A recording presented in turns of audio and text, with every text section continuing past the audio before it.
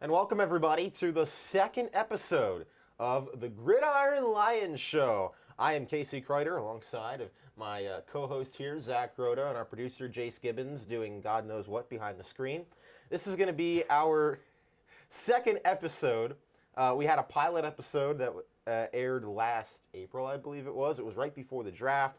We just kind of did an overview of all 32 teams in the league, had a couple hot takes that we'll revisit throughout the season. But now, as we are a couple months later and we're closer to the start of the season, in fact, let's see, T-minus 6 days. I was going to try and do that in hours, but I'm not good enough at math for that. Soon. Yeah, that's like 1:44, I think. I think I'm right on that. I'm impressed. Anyway, that's how far away we are from the start of the NFL season here in 2022. Our first game is going to be the Bills and the Rams. We're going to go through all 16 games this week. Give you our predictions for the game, who we think is going to win, potential storylines, anything that comes out of the game. Some of these games obviously are going to be worth talking about a lot more than some other games for obvious reasons, but we'll just take it as it comes. And we're going to have some fun here. We're also, as we said, we're going to make picks for each game. We got to keep track of those picks because at the end of the season, Zach, we're gonna do picks for all. How many games is it now? 200. Used to be 256. Luckily, this is not a math show. Because Yeah, if it were, yeah. oh, We're really bad at that, aren't we? Yeah. I think it's 273 now. And if that's right, I want credit for that because that's impressive. But either way, there's a lot of games. a lot of games. And we're going to be talking about every single one. We're going to do picks for every single one, and we're going to keep track of our record throughout the course of the season. And whoever has the lower record is going to have some sort of punishment at the end of the year that will be decided at a later date. So that kind of lays the groundwork for what we're going to be doing here, week 1 of 18 of the NFL season. Zach, coming off a very emotional Penn State football game last night, where somehow the Nittany Lions didn't suck long enough to beat Purdue, even though it looked like we were going to lose that game for most of the fourth quarter. But Sean Clifford, man, he found a way to pull it out, and here we are. Hey, 1-0 this week. You just got to be 1-0 next week. Yeah, that's And keep that mindset. Dude, if we one lose- game at a time. Who do Now we- we got to play Ohio. Yeah, if At we- home opener. That'll be a good game. If we lose to that Ohio, that's going to be pretty sad, but I think we'll be all right. We'll see what happens. We are, baby. We're winning the Natty, all right? We're 1-0. Best in the nation. Not really, but I'm trying, you know. I mean, We got to show our school hey, spirit here. we're you know? undefeated. Yeah, that Saquon 1-0. Barkley jersey wow, I can't talk. That's okay. It goes hard, is what I'm trying to get at. That jersey's amazing. Hey, that's an official S Zone No, shirt literally, as well. dude. You can only get that if you're here No, attending dude, I'm games telling you at what. Penn State. They don't just give those out to No, everyone. They don't. I mean, like, at the game they do if you're in the It's a S Zone, size and a half but too big, but you know what? I don't care. It's the S Zone shirt. I love it. It's amazing. Shows my fandom, shows my passion for Penn State football. We are, baby. Let's ride. Yes. Anyway, Yes. okay. So I'm trying to think if there's anything else we're missing here, but if not, You hit, like, everything. I'm pretty- I was, like, trying to think about anything you might miss, but no, you just, like, you hit everything, so. I mean, Gibby, do we have anything more that we need to say, or can we move on to our game picks now? All right. He's just not going to talk. He's not going to have an opinion this time. That's unfortunate. I hope we rile him up at some point. He will that he'll speak when he has something to say. We're just gonna. I just hope at some point he just storms in here. I'm just gonna intentionally be as harsh on the Steelers as I possibly can, even though I'm not even like I feel pretty good about them this. I feel a year, little but better I'm just about gonna them. be a complete. I feel a little better about him than I did a couple months ago. If you didn't watch that first episode, me and Jace got into quite the heated argument over the the prospects of the Steelers this year. I've softened my stance a little bit, mainly because of the Browns situation. But we'll see what happens. And that led to the episode being much longer in length than my it gosh. usually will be. Yeah. Got close to 2 hours. So, to However- all our viewers out there, all like that I could probably count in my hand, with. Let's just say that if you actually watch through even like a quarter of that, I truly appreciate Yes. you. But it will not be. We will invite that you way. over to Zach's apartment. I mean, you could be a for a special party. guest. Yeah, no. Just like Yeah. text me. Be a Just- panelist. yeah, you could be maybe you could be a lucky viewer. One of you lucky viewers could be sitting in this spot between Casey and I. We'll raffle off, all of our viewers, all of our adoring fans. If you volunteer, one of you can sit right I'll here. tell you right now, like, if you do that, like, that's pretty ballsy. Two of you can sit here, and I'll sit on your lap. Deal? Okay, let's take a few steps back, and I take back everything I said. I really don't want to do this anymore. Just had to watch Chase's reaction there when I said that. All right. We've been on the camera for about 5 or 6 minutes, and we haven't really talked about much of anything productive. This is going nowhere. Let's get into our game picks here for week number 1. Let's start with the very first game of the season, which I can't see on the TV because I don't know what Chase is doing. One sec. Let's just talk about. All right, here we go. Okay, never mind. We're doing this. All right, so first game of the NFL season, game 1 of 273, I think. Don't quote me on that. We gotta. It doesn't matter. But anyway, Buffalo Bills, Los Angeles Rams on Thursday night, defending Super Bowl champions in SoFi Stadium against a team that honestly very well could have gone to the Super Bowl last year in the Buffalo Bills if things had gone just a little differently in that AFC divisional game. This is, I don't know if it's the game of the week, but it's certainly one of the biggest games of the week for sure. Going to have a ton of eyeballs on it. Zach, I'm going to start with you. What are your predictions for what we're going to see in that game? I think there's going to be a lot of points scored. I mean, those are two explosive, dynamic offenses, two of the best quarterbacks in the entire league. Both those offenses are just stacked, even at receiver. I mean, like Stephon Diggs, Cooper Kupp, those are two of the best receivers in the entire league. Rams won the Super Bowl last season, and my personal prediction, I mean, we'll get to this probably later in the show, but I have them going back to the Super Bowl again this year. And a lot of people actually have the Bills going to the Super Bowl as well. So this could potentially be a Super Bowl, like a preview of the Super Bowl this season. So yeah. For the second straight year, the Buffalo Bills are my Super Bowl pick entering the season. I feel a little more confident in this season than I did even last year because their defense on paper looks amazing. A little bit of a revenge game here of sorts for Von Miller. He was on the Rams, now he's on the Bills. So that's going to be interesting to watch. But I'm interested to see how these Rams look because it's a little different team than we saw in the Super Bowl last year. They don't have Odell Beckham anymore. He tore his ACL. Maybe they'll bring him back at some point. But they do now have Allen Robinson in the fold, who I think will be a good complement to Cooper Kupp and Van Jefferson. And on the defensive end, they now also have Bobby Wagner, who they got from Seattle, still one of the best linebackers in the NFL. So it's going to be really interesting to see how that defense plays. And then for Matthew Stafford, there's been some talk in the offseason about potential injury concerns with his elbow, I think it was, or something like that. He has some sort of tendonitis or something. Yeah. But, if he stays healthy the whole year and if, the Rams play up to their potential, I honestly don't see a team in the NFC on paper that is as good as them. So it's going to be really interesting to see how it unfolds. For the Bills, it's been a case of being so close but not quite there the past few years with Josh Allen, Stephon Diggs, that whole crew over there. But I think this year, it could be their year. So, Zach, let's just get down to it. We've talked about the game a little bit. I want your prediction right now. Who's going to win the opening game of the season?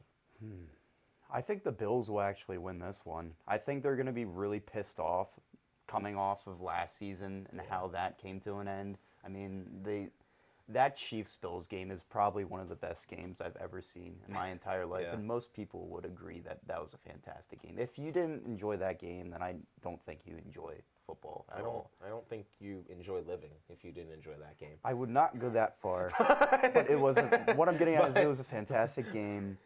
And, yeah, I think the Bills are going to take this one. I think all offseason they've had all this pent-up frustration and anger, and they're just going to let it out on the Rams. And I think the Rams they're still a great team, and I think it's going to be a close game, but I think the Bills are going to take this one. So, our first game, and we're going to have our first disagreement here. While I do think the Bills are going to be good, I think the Rams are going to win this game. I think at home, coming off the Super Bowl victory, they're going to want to show up and show out, for their first Super Bowl win here in LA.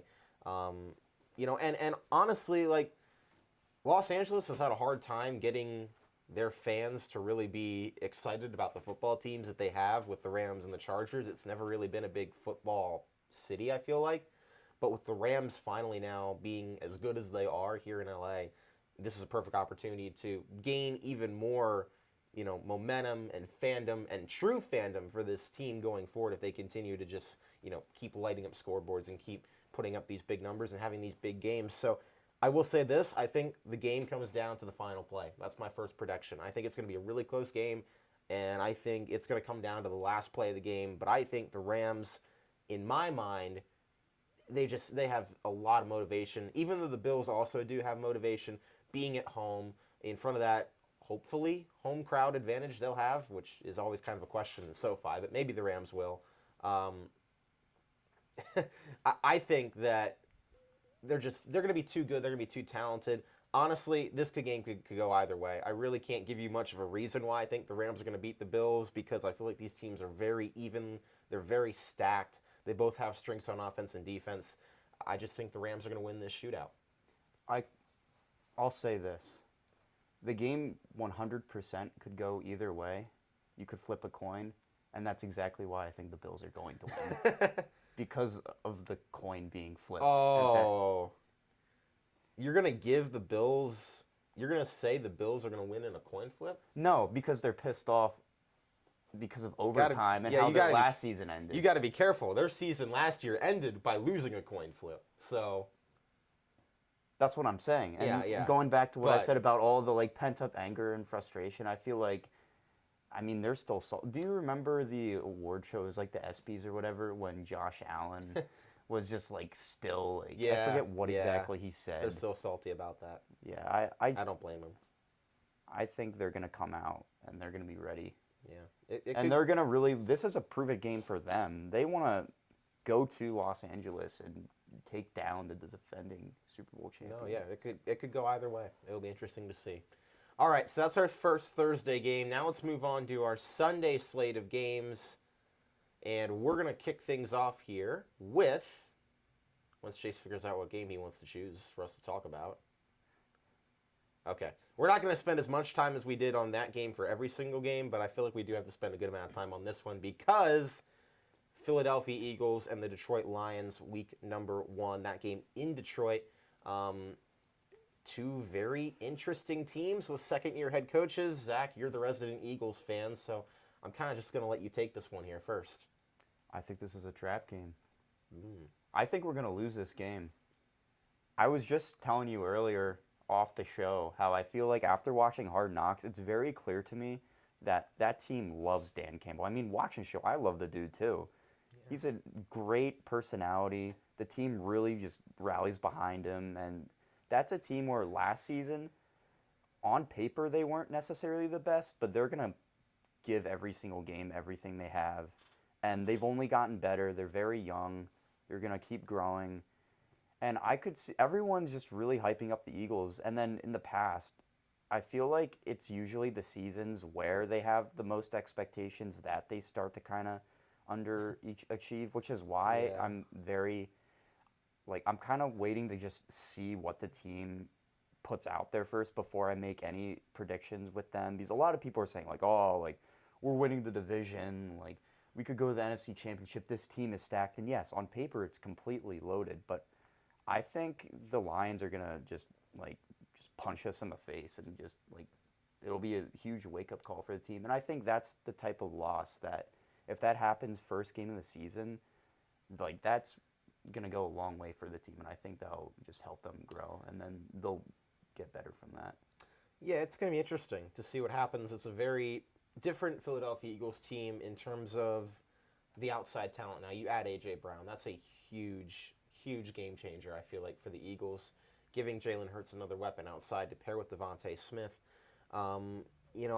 But it is all going to fall on Jalen Hurts this year. They've assembled a very good team around him, I feel like, on offense, very good defense. We were just talking about that the other day with the people they brought in. You've got Hassan Reddick in the fold now as well as a linebacker. So you've still got Darius Slay, and they just traded for C.J. Gardner-Johnson as well. So there's, as you said, there's expectations now for the Eagles, and especially in a NFC East that is very much up for grabs. The Giants probably aren't going to contend. Washington's probably not going to contend. So it's going to be Philly and Dallas most likely, I would say, fighting for that division. And this is a big game for Philly. For Detroit, I really like the direction they're heading with Dan Campbell. I don't know if Dan Campbell is the best coach in like, or I don't even know if he's a great coach, but he's an excellent like leader of men. You can tell how that team rallies around him and they buy in to what he's saying. And that's something that I don't feel like you get to that level with many other teams in the NFL or maybe any other teams just because of how the Lions are run. It's a little unorthodox, but I mean, it clearly was working. I mean, even last year when they were not good and they had a bad record, they were still competitive in almost every game they played. So this is going to be a competitive game. I am going to give the edge to the Eagles here, even on the road. I honestly think, the second year with Nick Sirianni, second year as a full-time starter for Jalen Hurts, I honestly think they're going to try to unleash him a little bit in this game. I think Detroit's secondary leaves a little bit to be desired. They're solid, but I think the Eagles can find a way to exploit them. And also, they've still got the running game, a great, basically three-headed monster in the backfield with Miles Sanders, Kenneth Gainwell, and Boston Scott, all players who could contribute. So I'm going to give this win to Philly, but again, I think it's a close game all the way. I completely agree with Jalen Hurts being the X factor this season. They did everything they possibly could to surround him with the best roster in place for them to win. Yeah. It all just comes down to him. He's just got to show out and just give it his all this season. Yeah. So we'll see what happens. I agree with you. It's going to be fun to watch. All right, so our next game, we're going to go to 49ers and the Bears. That game in Chicago. That's a 1 p.m. game between Justin Fields and Trey Lance, two second-year quarterbacks facing off with each other. One in a much better situation than the other. I'm just going to start with this one because I don't really have a lot to say about this game. I think this could be one of the blowouts of Week 1. Man, Chicago is just not good. Their offensive line is not good. I'm going to be interested to see how Justin Fields plays because if he can rise above the ineptitude of talent that's around him, then we'll know that he is at least a viable starting quarterback in this league.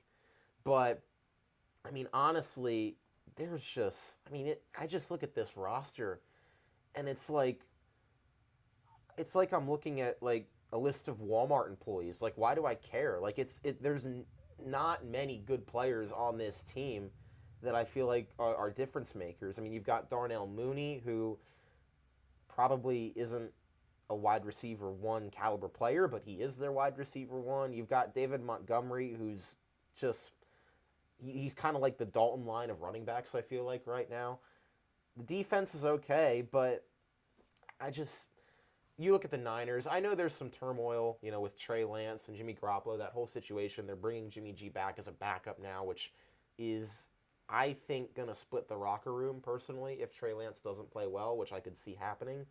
But I think in this first game, I honestly think that, they've just got too much talent. They've got Deebo Samuel back. They've got Brandon Ayuk back. That defense is still pretty good.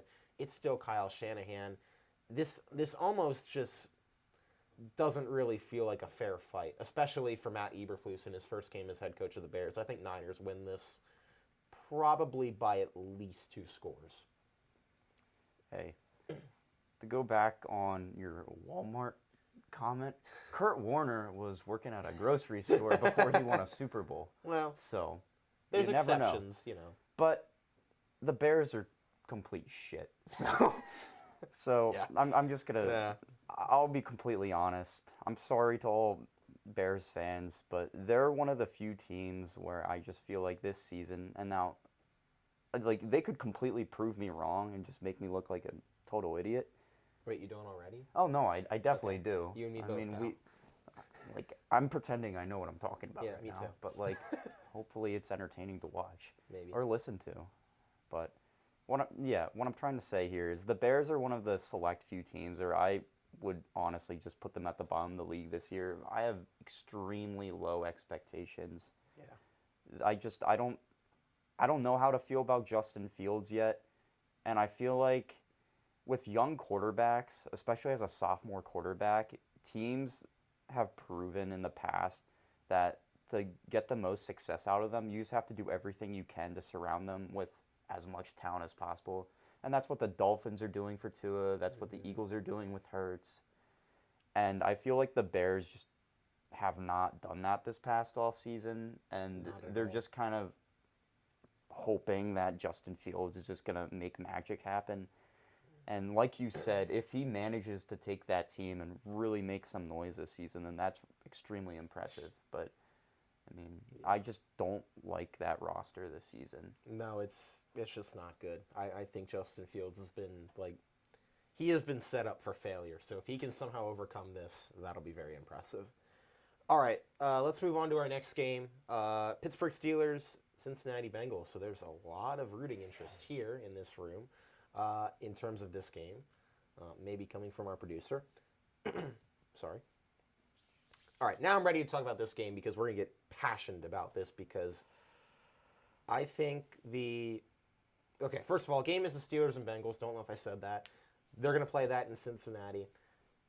Cincinnati, obviously, coming off the Super Bowl loss. Wow, I really got to clear my throat here. You want to take this away, Zach? Yeah, but let me first start by saying I didn't officially say it, but the Bears are going to lose that game. Okay. I forgot to say that, but So we're both in agreement on that one, on the Niners. I'm glad. Look at us go. All right.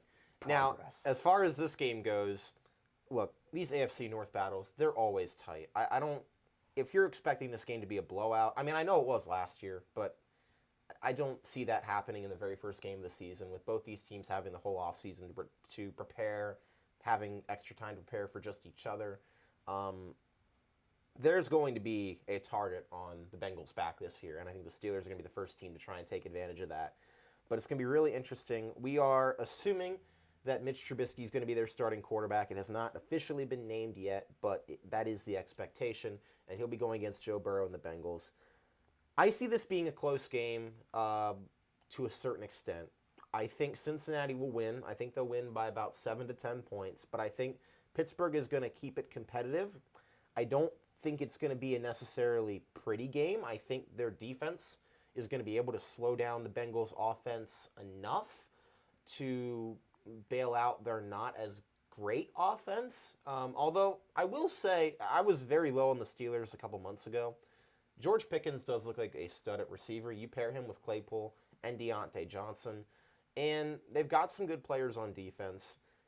So if Mitch Trubisky can just be decent in this game, I feel like they'll at least keep it close. I just don't feel like he can make the plays necessary to win the game. I think Joe Burrow can. He's got the firepower. He's got the weapons.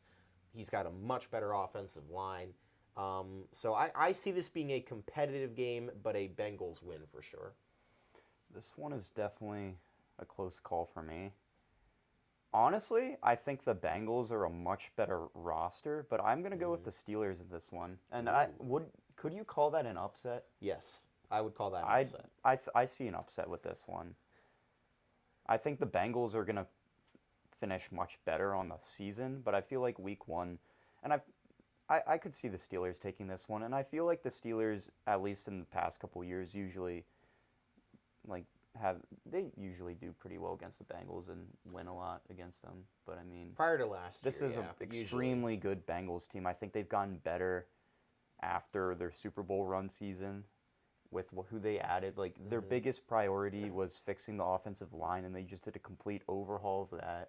Yeah, they did lose a couple defensive players, but I mean, their offense is going to be even better this season. So it all comes down to the Steelers' defense stepping up and slowing them down. And if they can just control the run game, keep them off offense, I think they'll take this one. it's going to be really interesting to see if there's any sort of Super Bowl hangover, from the loss. I feel like that's something we usually see with teams that lose in the Super Bowl. They go on to struggle the next year. So if Cincinnati comes out and doesn't win this game for whatever reason, I think it's fair to wonder, is this team really going to be as good? But also at the same time, we don't want to overact too much because it's just week one. There's still 256 more games after this week. And it's such a rivalry, too. Yeah, exactly. One team could have 12 wins and the other could have 1, and still they're going to be just going at each other's throats. So. Agreed. All right, so our next game on this NFL calendar, I think you took the Steelers, I took the Bengals. So, wow, we've split 3 of our 4 games so far that we've talked about. I'm interested to see what we talk about with this one because we've got the New England Patriots and the Miami Dolphins. Now, that game in Miami, these two, the past couple of years, have always played tight. This has always been a rivalry game in the AFC East among these two franchises. Zach, I'll let you kick this one off if you'd like. Let me. Yeah, you're taking one. You might as well. Okay, I'll start then. That was poor planning on our part, but anyway, the Miami Dolphins did a lot this offseason.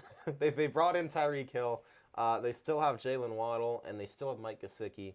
This is a gigantic year for Tua, and I'm very high on the Dolphins. I just think there is too much raw receiving talent on this team for you to not at least be decent as a quarterback. Like, I feel like you could throw Nick Foles back there and they might win 12 games. Like, this is a team that the way it's set up, with Tyreek and Jalen Waddle, I feel like this is just going to be a rack offense. Run after catch all the way. And maybe some deep shots, too. I mean, we saw a little bit of that in practice and training camp, which I know, shiver me timbers, training camp. But still, that's something to talk about. There have been a lot of struggles with the Patriots, by the sound of it, this offseason with their offense. It has not looked good in camp. It's not looked good in practice. It's been a whole story about who their offensive coordinator is going to be, who's actually going to call the plays because Josh McDaniels isn't there.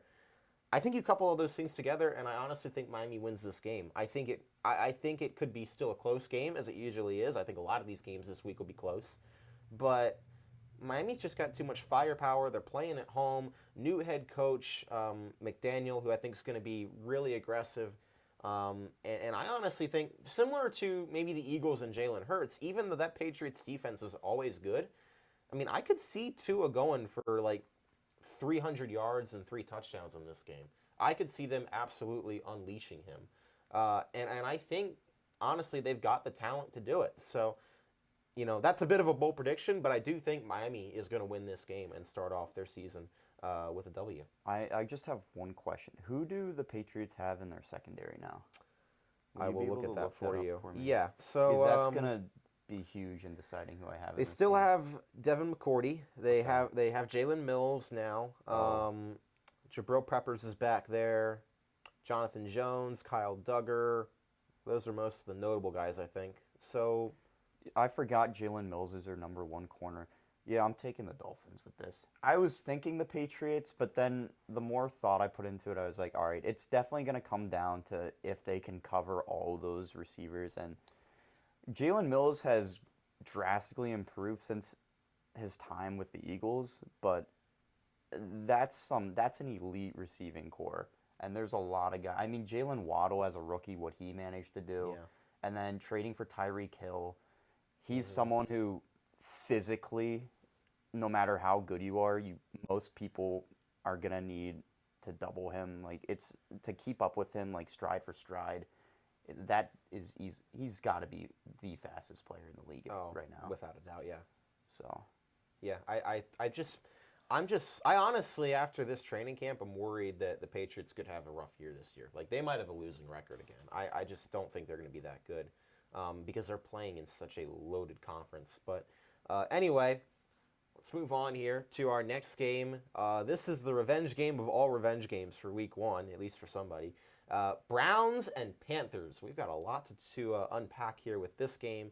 It's going to be the good old-fashioned Jacoby Brissett versus Baker Mayfield quarterback battle here in Carolina. Of course, you know the story. Baker Mayfield traded to the Panthers in the offseason, beat out Sam Darnold, who eventually got hurt, for the starting quarterback job as expected. Of course, for the Browns, Deshaun Watson, 11-game suspension for doing unholy things.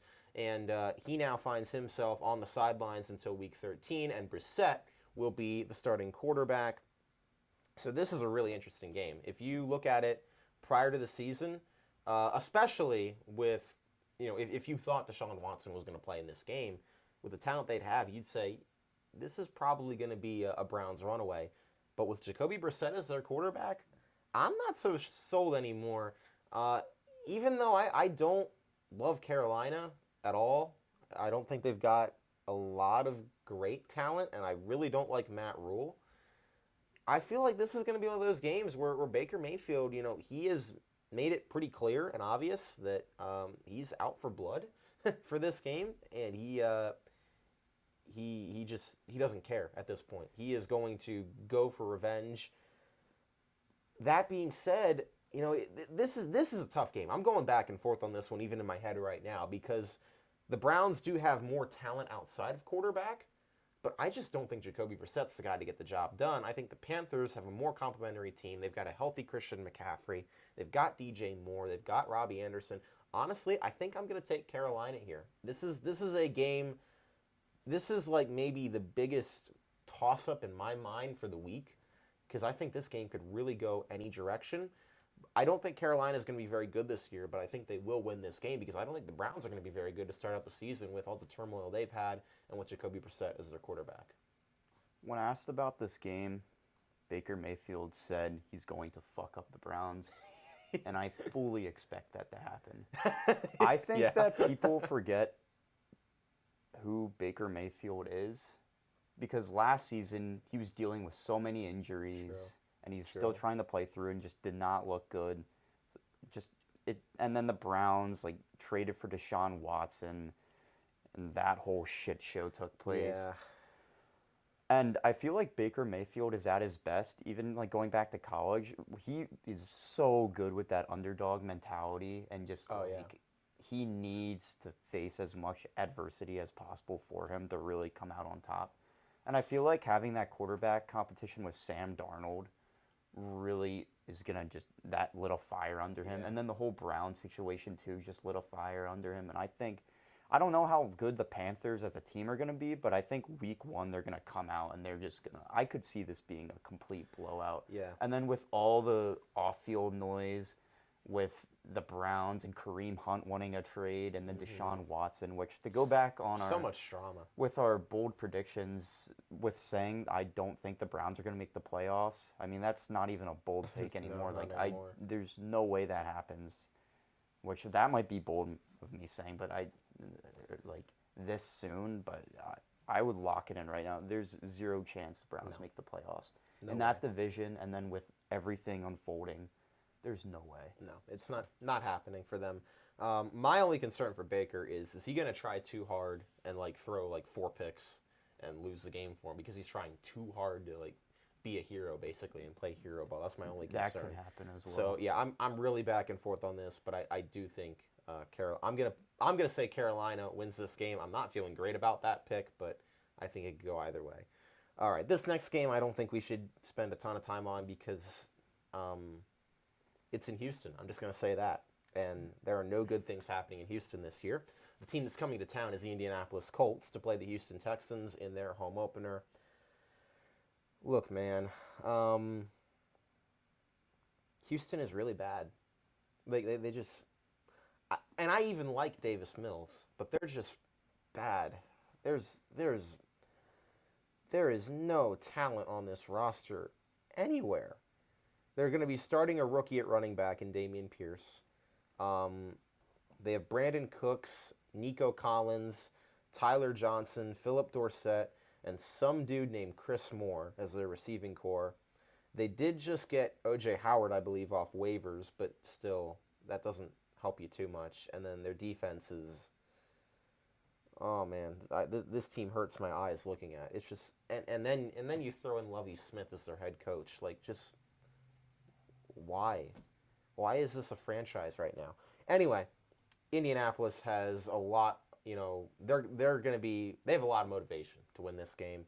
Matt Ryan, their new quarterback, has a lot of motivation to show Atlanta that he was not finished yet and that he still has a lot left in the tank. Jonathan Taylor is going to be doing Jonathan Taylor things. He might honestly run for 200 yards in this game because I just think Houston is that bad. So if you have Jonathan Taylor in fantasy leagues, if you drafted him first overall this year, you're probably going to win your week 1 game. I'm just going to say that right now because I think Jonathan Taylor is going to pop off. Oh man, Houston is so bad. This is going to be a blowout. I completely agree with you. And then with the acquisition of Matt Ryan, I feel like all he has to really do with that offense in place, with Jonathan Taylor and then all the weapons in that offensive line and even the defense, like everything is in place for all he has to do is just not mess things up. And I feel like that's how it was for Wentz last season Yeah. in the situation he was given. And that's why I was incredibly optimistic about Carson Wentz last season. I was really high on him. And then, I mean, with that last Jaguars game, that was just a complete disaster. Because all he had to do was just not mess things up. And he had so many turnovers where it was just like, what were you thinking, dude? Yeah, But I feel like yeah. Matt Ryan is, I mean, he's been to the Super Bowl. We don't have to talk about that game. I'm sure he wants to forget about it. But, Yeah, I mean, yeah. he's an extremely experienced veteran. And I feel like he'll get the ball into the hands of his best players. And then Jonathan Taylor is by far he is their offense. Yeah. So all you have to do is find creative ways to get him the ball. And then as well, they have a lot of key players like Michael Pittman. He's extremely promising for their receiving core. It's just, yeah. Texans, I think you should start looking forward to the draft. Do they still have Good their luck. first round pick? I just thought of that. Because I was going to say the good thing is if Mills doesn't work out, they have a lot of quarterbacks in this I'm upcoming class. but- Pretty sure they do. I'm not positive, but I'm like 95% sure they do. So They didn't was it this they past didn't. draft? They didn't this past year. I Okay, don't think. then. Okay. Or no, they did because they took. Well, they got a pick. I forget. It was some sort of trade they made. I think they got Derek Stingley. But I Oh, forget yeah. if they had that pick or what happened. I don't know. Either way, it's way. going to be a blowout. And it's I don't Houston. have. The Texans are kind of in the same boat as the Bears for me, where I just have zero expectations for them. I think they're going to be picking in the top 5, maybe even top 3 of the Yeah, draft, I if they agree. do have their pick. So speaking of dumpster fire organizations, let's move on to the Atlanta Falcons, who are playing the New Orleans Saints in Week 1. Wow, I'm looking at this roster, and somehow it honestly might even be worse than the Texans roster that the Atlanta Falcons have assembled this year. They're going to be rolling out Marcus Mariota for Week number 1. Yippee! That's just amazing. Actually, that's going to be kind of interesting because Mariota and Jameis Winston, top 2 picks in the 2015 draft, going to be squaring off again. That's the only interesting thing about this game because Atlanta is going to get, they're just going to get their butts handed to them. This is going to be bad. I mean, there's not even a player here that's really worth talking about on this roster. Drake London, their rookie receiver, is probably going to be their number 1. I don't even know who's going to start alongside him. Cordero Patterson, we'll see if he can still play football competently as a running back. And New Orleans, I mean, it's not even the fact that Atlanta's playing a mediocre team. I think this New Orleans team's going to be very good this year. I honestly do. I said that even back on the first show, and I believe it even more now after the draft with Michael Thomas coming back. They drafted Chris Olave. They have Jarvis Landry. Doesn't sound like Alvin Kamara is getting suspended this year, so that's a plus. Like, this Saints team, honestly, is loaded. And I think there's a chance that they could contend, actually, to win the NFC South. I think they're that good. So, it's going to ride on Jameis Winston, but I think this is going to be an easy Week 1 win for the Saints. So 2 things. I'm not as hard on the Falcons as you are. I wouldn't say they're that like a dumpster fire. They definitely don't have the most desirable offense or roster for that matter. But I feel like last season with Cordero Patterson, that new head coach it's like Arthur Smith. I feel like he showed that he found creative ways to get his players involved. And I feel like with Mariota, he's not like this elite franchise quarterback, but I feel like they'll at the very least be very fun to watch this season. And at the same time with the Saints, on paper, they have a stacked team. But I kind of view them very similarly to the Buccaneers when they had Jameis Winston, where that offense was loaded. I mean, they had like Mike Evans and like everyone was there in place for him to like really sling the ball.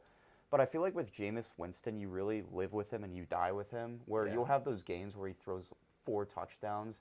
But then you'll have those games where he throws 4 picks. Yeah. And I mean, with a year with Sean Payton, and then like he's even like been with Drew Brees as a mentor, we're really gonna get a chance to see like how much he's grown from just taking a step back and observing and just learning. But like this season, with everything in place for him, if he doesn't really pop off, then I mean, I don't have much more to really say about this that. This is very much a prove it year for Jameis Winston. Mhm. But I honestly think, I mean, he was on a good pace last year, and if he just can limit the turnovers, like he's a good quarterback. So that'll be interesting to see. All right, we're halfway through our week 1 slate.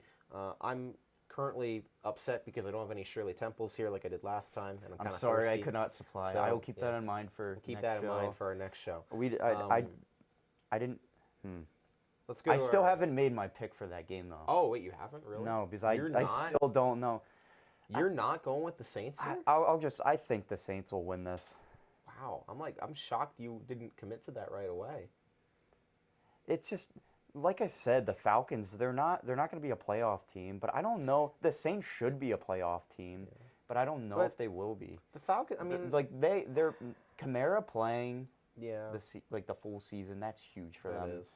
I just also like Sean Payton was key to that offense for years, and yeah, they have Dennis Allen, like this defensive-minded head coaches. But if you look at defensive-minded head coaches in the past, like in recent memory, a lot of them usually aren't as good in the NFL. Like they should just stay defensive coordinators. So we'll see. I mean, he's been on with that team for years now, but it's not Sean Payton. It's not that offensive genius. So That's true. That will be a little different. this first game is going to be extremely telling of how the rest of their season will go. But with that being said, we can move on to the next game, I think.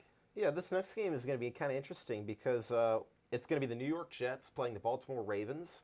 That game will be in the Meadowlands, but Zach Wilson suffered an injury in the preseason, and there's a chance he could play. I don't know what the most recent update is on that, but there's a chance he could play. If not, though, it's going to be Joe Flacco. So it's going to be kind of a revenge game of sorts here for the most elite quarterback in NFL history, Joe Flacco, going up against his former team if he does end up starting that game.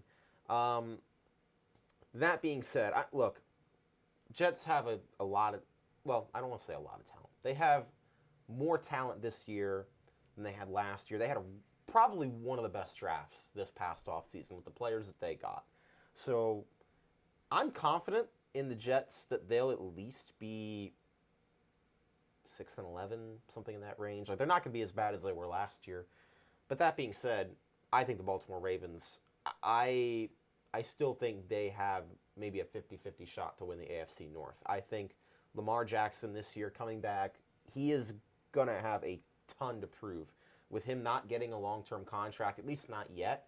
And I don't know if that's going to happen before the start of the season. If he doesn't get that contract, he's going to have a gigantic chip on his shoulder, which really he's had most of his career. So I think the Baltimore Ravens, I mean, the Jets might put up a good fight, but I think this is Ravens all the way. This is going to be a statement game, I think, for Lamar Jackson and that offense. And hopefully they've got some good receivers to throw to. They don't have Hollywood Brown. We'll see what Rashad Bateman does.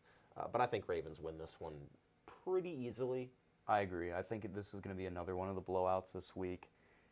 And also, is Flacco the number 2, or is it Mike White? I'm pretty sure it's Flacco. That makes sense. I sense. think Flacco But beat out White for either that way, 2 job. the Ravens, they dealt with a lot of injuries last season. Now they're much healthier, and I think they're just going to destroy them. I don't know what Jace is telling me back here, but 40 minutes. oh, well, hey, we're more than halfway through. We're making all right time. All right, Jaguars, oh my God, the Commanders. Wow. First game ever for the Washington Commanders. Ooh. Wow. Oh, man, I didn't even think of this. This is Carson Wentz against his former head coach. Oh. I didn't even think of that. Wow. That's going to be fun. All right. Yeah, this is going to be an interesting game. So, I mean, these two teams, okay. Here's what I'm going to say about these two teams. I don't necessarily agree with you that Atlanta's going to be a fun watch this year because I just don't think they have enough offensive talent on that team to be a fun watch. I do think these two teams could be fun watches this year. They might not be good, but I think they're going to at least be interesting to watch when you've got the Jaguars and the Commanders, because the Jaguars, they spent a ton of money in free agency to bring in a ton of wide receiver twos, basically. With Christian Kirk, they brought in Evan Ingram as a tight end as well. Zay Jones is there. You're getting Travis Etienne back, who I think is going to have a big role in that offense with Trevor Lawrence. On the other side with Commanders, you bring in Carson Wentz, who is usually fun to watch no matter what, because you can always count on him to either make the coolest play you've ever seen or probably the worst play you've ever seen. And maybe he'll also get hurt somewhere in between that. That's usually what ends up happening, especially if he's in Washington. But all that being said, this game, I honestly think the Jaguars win this game. I think the Jaguars have had it sounds like they've had a decent camp. It sounds like Trevor Lawrence has made some strides. And even though I don't really like all the talent they brought in free agency, I do think it's still going to help that offense be better than it was last year. Doug Peterson probably knows how to game plan against Carson Wentz, considering the fact he coached him for a few years and nearly won an MVP and ultimately did win a Super Bowl the year he was really good.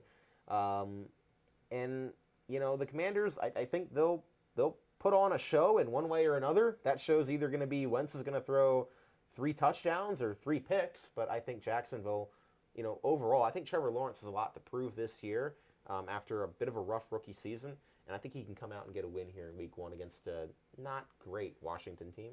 Casey, I'm going to be completely honest with you. I don't think either of those teams are going to be fun at all to watch this You don't think so? Never once is it going to be a Sunday and I'm going to sit down and be like, oh boy, the Jaguars are playing.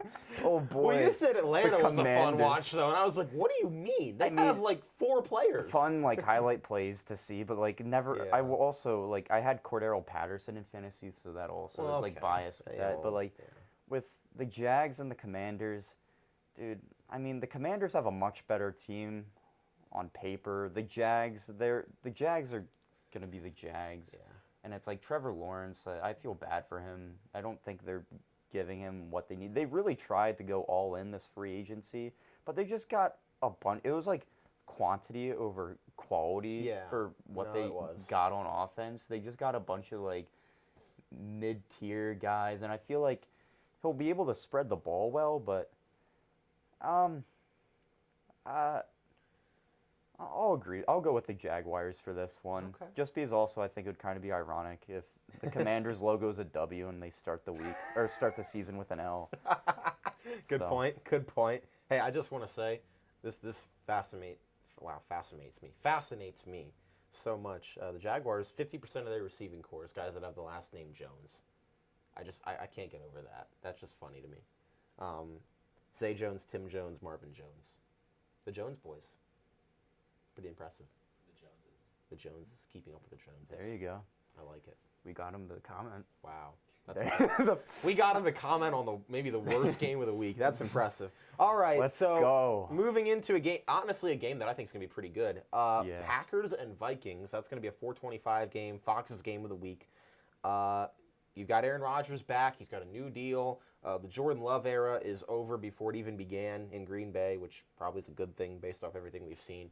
And with the Vikings, they're bringing in a new head coach in Kevin O'Connell, and Kirk Cousins is back. Really doesn't have, well, I don't want to say he doesn't have any internal pressure on him from like a backup that could take his job, but he does have some pressure on him this year because, you know, we've always kind of looked at Kirk Cousins as that, yeah, he's decent, he can be good occasionally, sometimes he has really good moments, but he's Kirk Cousins, you know. This is an opportunity because this Vikings team, I think, is pretty good this year. They've got a really good amount of talent. I think Mike Zimmer was just not the right head coach the last couple of years for this team. And you've got Kirk Cousins, you've got Dalvin Cook, you've got Justin Jefferson, you've still got Adam Thielen, you've got Jalen Reagor. No, just kidding. You've got, you know, a pretty decent defense as well. They brought in Zadarius Smith. You've got Eric Kendrick still there, Daniel Hunter. And even guys in the secondary, too, with Patrick Peterson, his second year there. We'll see what he can still do. Harrison Smith, even though he's getting up there in age. So, I mean, this Vikings team, they're good, but they're kind of built to win now. Packers, they don't have Devontae Adams. That receiving core is going to be interesting. These two teams play close even when the Vikings really aren't that good. I think the Vikings win this game in Minnesota. You know, I don't know if Green Bay has the talent around Aaron Rodgers to beat the really good teams. And I'm not saying Minnesota's really good, but they've got probably a top 10 to 12 roster in the NFL this year.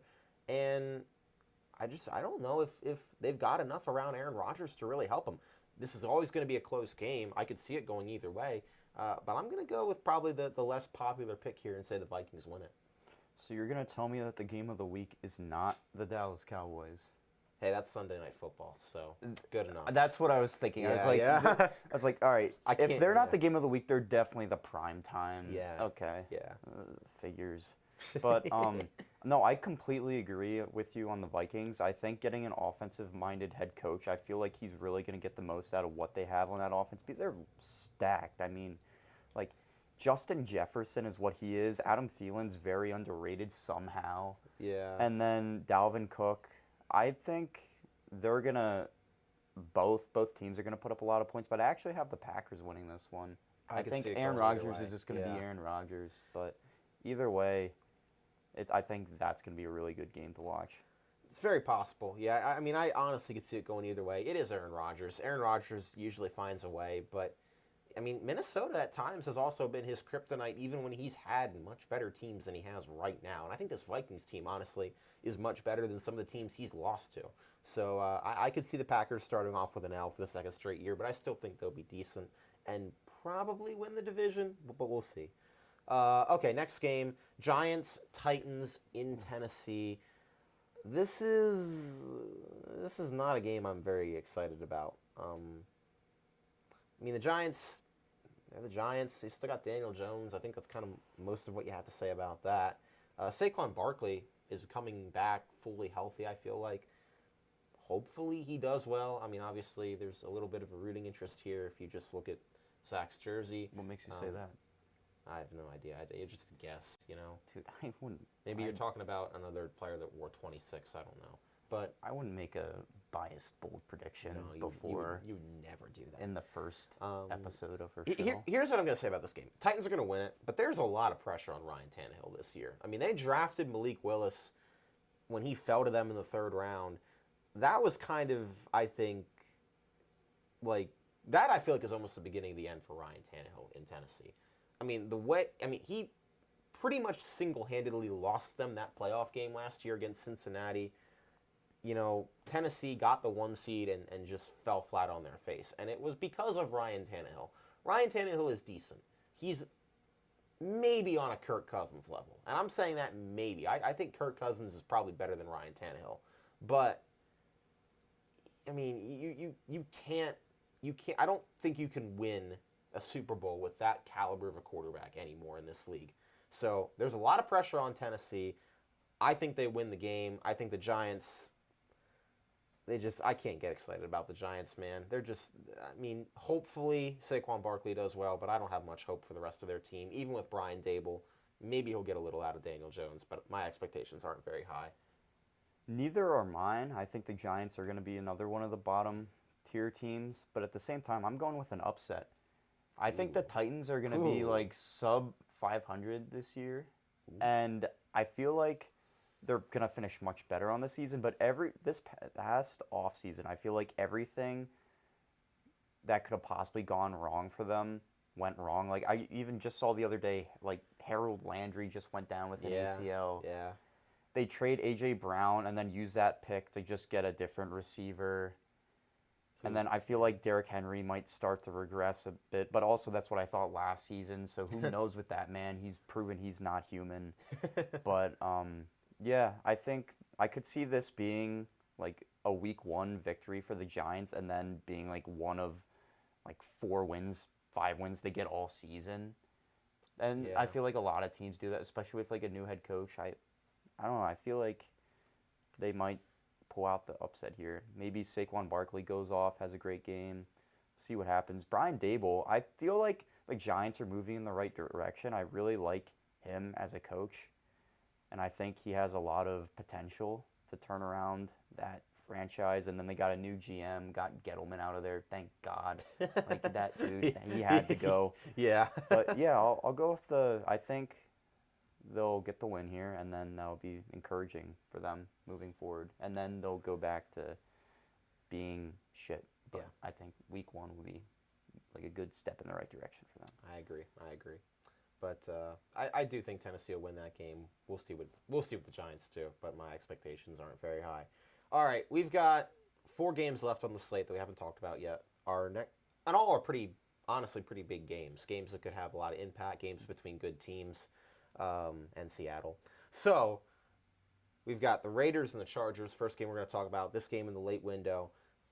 I mean, these two teams have a ton of hype entering this season, with Devontae Adams coming over to the Raiders, Khalil Mack, J.C. Jackson coming over to the Chargers on defense. You've got Justin Herbert. You've got still Keenan Allen and Mike Williams. And, on the other side with the Raiders, you have the college teammates, Carr and Adams, reunited with each other. They've made some big moves. Didn't they get Chandler Jones this offseason, I believe? Mm-hmm. I always forget. I always forget that. But yeah.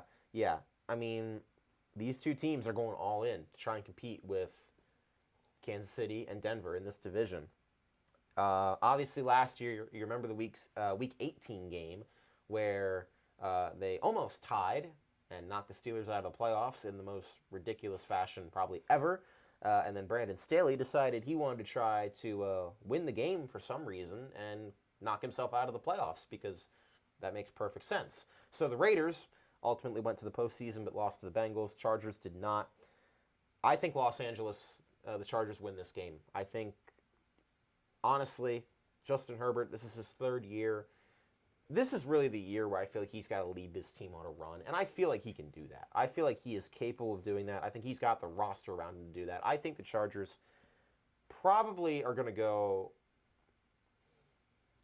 I honestly think they'll probably go to the divisional round this year. I think of the playoffs. I think they're good enough to do that, and honestly, they could go further if things break their way. The Raiders, I still think, are going to be very good. But, this is just one of those shootout games that could go either way. It's kind of 50-50. And I just really like what the Chargers have assembled. We know Brandon Staley is going to be aggressive. We'll see if that bites them or not. But also the Raiders have a new head coach. That's something else you got to keep in mind with Josh McDaniels. So there's a lot of change there. And ultimately, I think the Chargers, with Justin Herbert and the core they have, I think they'll get it done week 1. I think that division this year is going to be a complete bloodbath, and I'm all for it. I think if you take those 4 teams, you could put it in any different combination of the order with how the season's going to finish, and I would not be surprised. But I think the Chargers might have one of the best rosters in the entire league. And like you said, Justin Herbert, I feel like he's just going to take another step forward. He's going to go off. I think the Raiders are going to build off of the success of last season with all the adversity they were forced to face. They made some key pickups. I mean, Devontae Adams, that's huge, and Chandler Jones. But I think the Chargers will take this one. Yeah, it's going to be a very fun game for sure, and that's going to be a really crazy division to watch all season long. All right, going to another big game, I would say. Cardinals and Chiefs, game in Arizona. It's CBS's game of the week in the late window.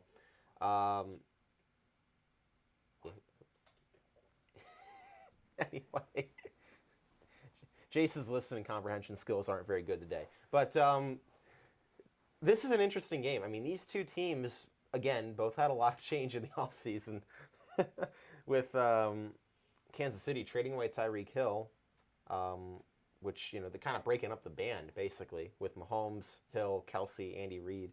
Now Tyreek Hill no longer in the fold. For Arizona, they brought in Hollywood Brown this offseason because DeAndre Hopkins is going to be suspended for the first 6 games for doing unholy drug things.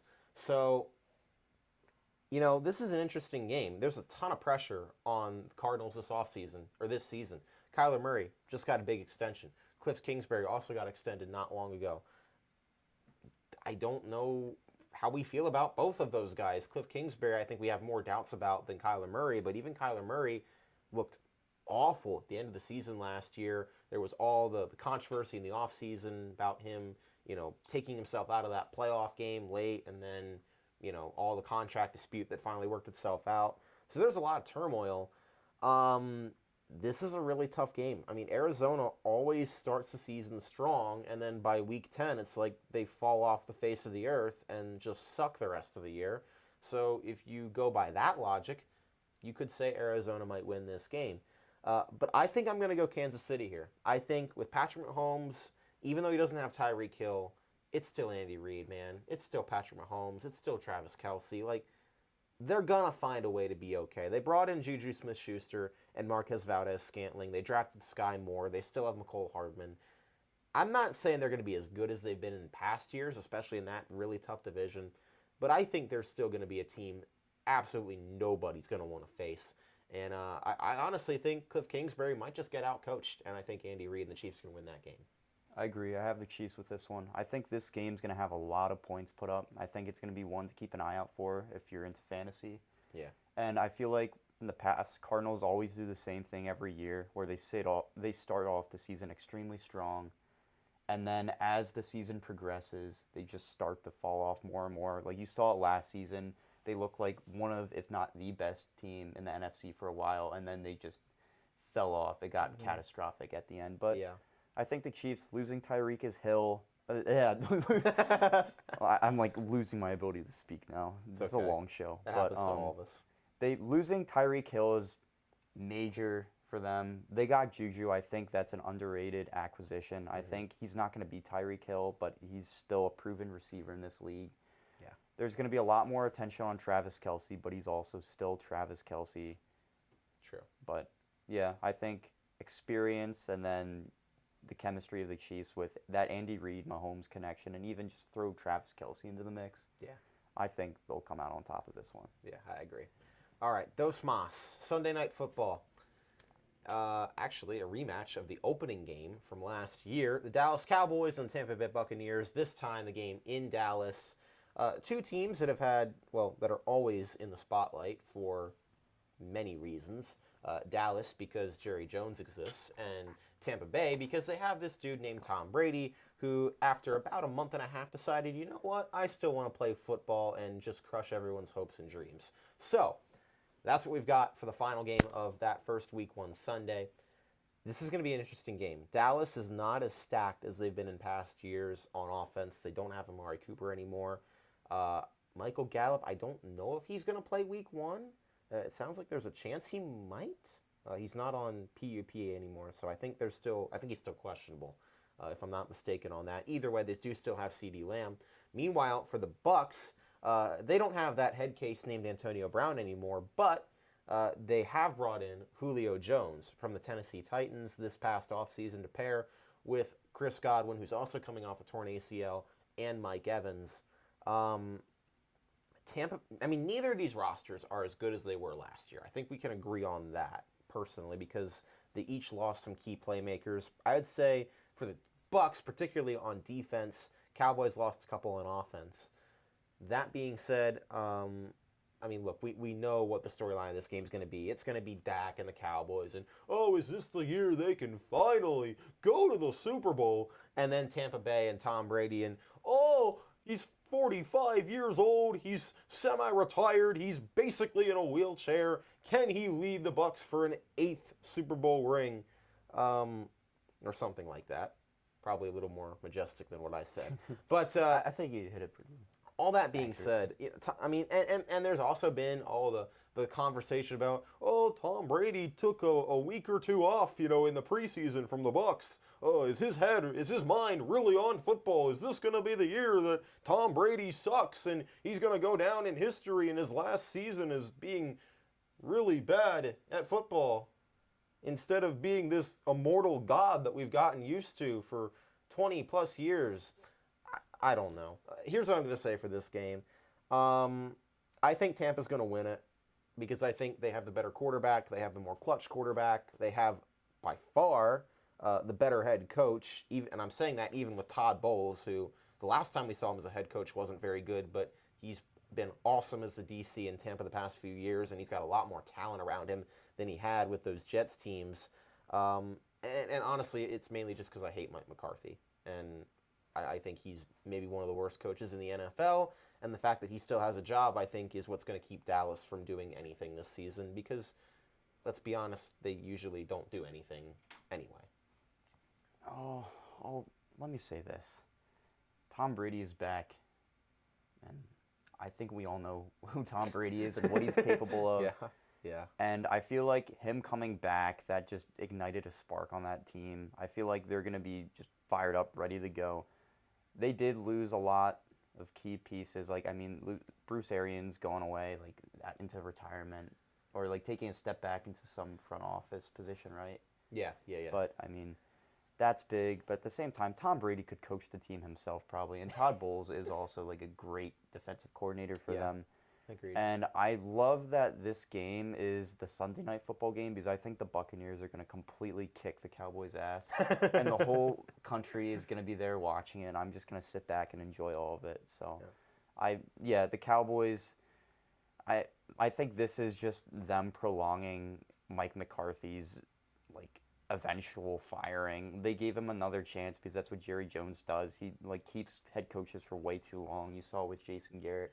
Yeah. I feel like they're just gonna like hover like above 500 and like maybe like not make like just miss out on the playoffs and have a disappointing end to the season. Then they'll fire him. Yeah. They lost Amari Cooper, like you said. Gallup, who knows if he's playing? I think CeeDee Lamb will be like a great receiver for them. He's their number one, but at the same time, I think the Buccaneers are going to easily win this one. Yeah, Cowboys going to cowboy, right? And they have the Bengals in week 2, so there's a very good chance they start off the year 0-2. But anyway, let's get to our final game of the week, Monday Night Football, the opener, and a game that this particular panelist has a lot of interest in. It is the Denver Broncos and the Seattle Seahawks Monday Night Football. Could I start this Seattle. one then, since you're going to have... Go ahead. I want to just kind of like get my thoughts out there and then just let you like pick apart what I say. And then I'll just let you go on for not too long because this is the last game and this show is going over time. It's okay. Yeah. But I mean, we also... I'll tell you guys right now, like this show's just going to be as long as we want it to be. Like we don't care. Like, we're not going to make it go on too long. Like, even me talking right now is just making matters worse. Dude, it's literally... But I'm just going to get... You can stop, you can pause, you can fast forward. If you got to go potty, you can pause the video, go potty. If you got to get something to eat, you can go eat. Ooh, here comes the airplane. You know. And that's the magic of that's YouTube. the magic Okay, I'm of just going to YouTube. go. All right, go on. I'm just going to go. I think the Broncos are going to completely destroy the Seahawks. Whoa. Russell Wilson's going back to Seattle. I think Seattle is just in a rebuild state. Geno Smith is starting for them. It's Geno Smith. And let me say this. We started the show with one of my Super Bowl predictions. I have the Rams coming out of the AFC. A lot of people would disagree with me on this, but I'm going to end the show with the Broncos. I think they are going to come out of the AFC. And I think the two will be playing each other in the Super Bowl. I'm extremely high on the Broncos this year, and I know you have your biases, and you will be. I don't know if you personally think they'll go to the Super Bowl. I mean, I think there's a chance, but in that division, and especially in that division too, what I think is with all the competition in that division and it being a bloodbath, I feel like that's really going to condition them for the time that the playoffs roll around, where it's going to force them to figure their shit out quickly. And they might not have the best record. They might not be like the first seed in the entire AFC, but I think they're going to be ready for war by the time playoffs roll around. Playing the Chargers twice, Patrick Mahomes twice, and the Chiefs, and then even the Raiders, like, they made the playoffs last year, and they got Devontae Adams and Chandler Jones. They got better. Yeah. So, yeah, I think the Broncos are just going to destroy the Seahawks. I think this is just a rebuild year for the Seahawks, and we'll see what happens. So, you might be surprised, but I actually kind of disagree with you. I think this is going to be a close game. I really do. I think, first of all, it's in Seattle. If this game was in Denver, I think it might be a different story. I think the fact it's in Seattle, it's Russell Wilson coming back to the place where he's made his career, played for a decade, won a Super Bowl, should have won two. I think there's going to be some emotion there. There's going to be some butterflies. There's going to be maybe some jitters. And there's going to be pressure. There's going to be a ton of pressure on Russell Wilson to perform at a high level and show the Seahawks that they made a mistake by not extending him, giving him a new contract, allowing him to seek this trade, get out of Seattle and go to Denver. But for the Seahawks, let's be honest here. Like, this game is honestly probably their Super Bowl for the year. Because everybody on that team, everybody in that locker room, I'm sure they respect Russell Wilson a ton. But you cannot tell me that the players on that team don't want to just absolutely stick it to Russell Wilson in this game and show him that he made a mistake by leaving. And that this team, while they might not be very good this year, the motivation level is going to be so high for them to come out and absolutely play their rear ends off. Geno Smith is starting. Now, I really wanted to see Drew Lock win that starting job so that we could have the quarterback, flip-flop basically. But Drew Lock is Drew Lock and sucks at football, so we have Geno Smith. So I feel like Geno's a guy that can at least be somewhat competent. I remember that game against the Steelers last year. He played that game pretty close. They easily could have won that game. That went to overtime. And they still have weapons. They still have Tyler Lockett. They still have DK Metcalf. Now they have Noah Fant. Thanks, Seattle, for that. And defense, it's not great. You still have Jamal Adams. You still have Quandre Diggs. Your cornerback is definitely a little shaky. But this is just one of those games where I feel like this Seattle team, the crowd is going to be electric. You know that. Lumen Field is the loudest stadium in the NFL to begin with. It's going to be bonkers on that game with everything that game represents with Russell Wilson coming back. I think Seattle's going to have the crowd behind him. I think they're going to keep it close. I think Denver is still going to win because they have clearly the better team, clearly the better quarterback.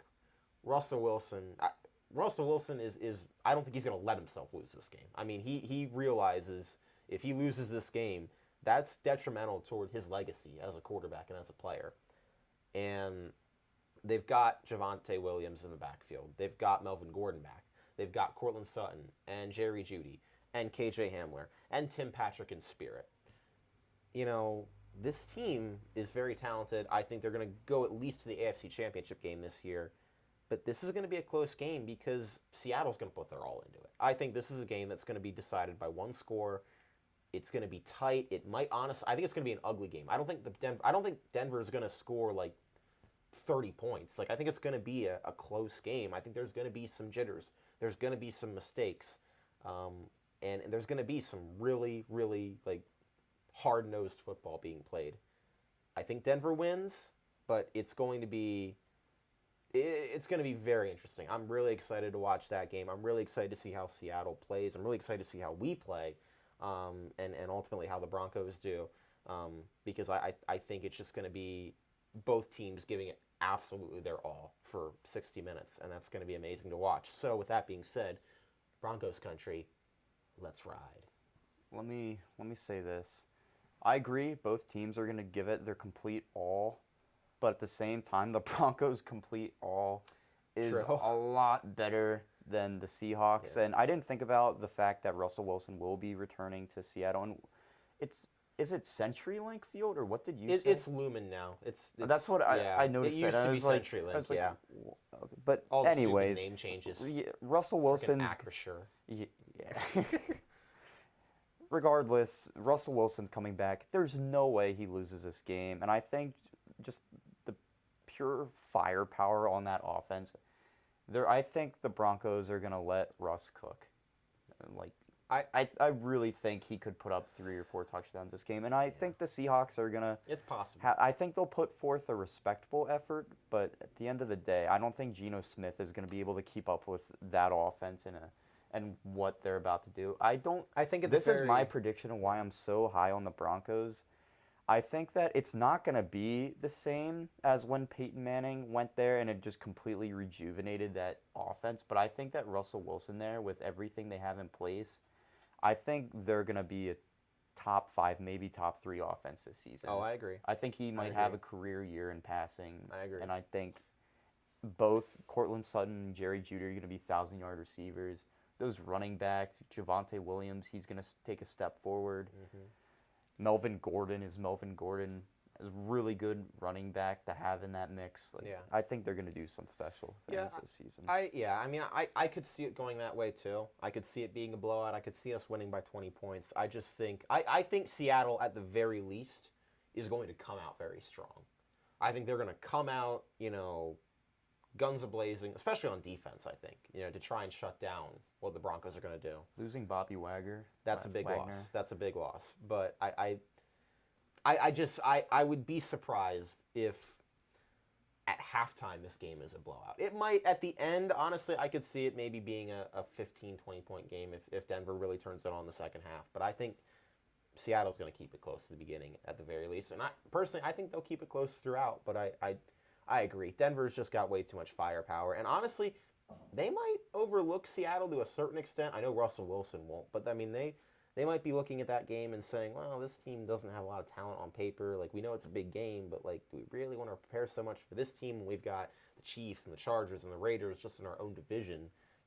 I don't know, but ultimately, Denver will win. Russell Wilson's going to get, hopefully, his flowers, and it's going to be spectacular to watch, I think. So I'm excited for that. So with that being said, we have one final portion of this show. We were going to pick one game from the week. Yeah, you know what we're talking about, Chase. You're totally on top of it today.